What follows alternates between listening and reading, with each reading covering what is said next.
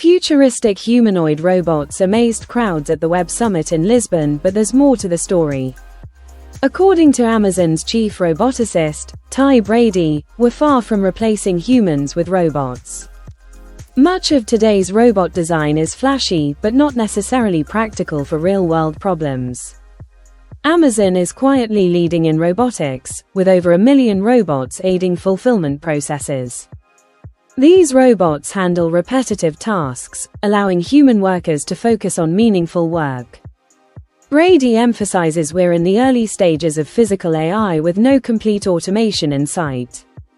California's 1X provides a $20,000 home assistant android, showing progress but highlighting challenges ahead. Amazon's Vulcan robot showcases advanced technology but is not humanoid. It's stationary yet effective. Brady sees a future focused on effective robot movement and task performance, rather than human-like appearance.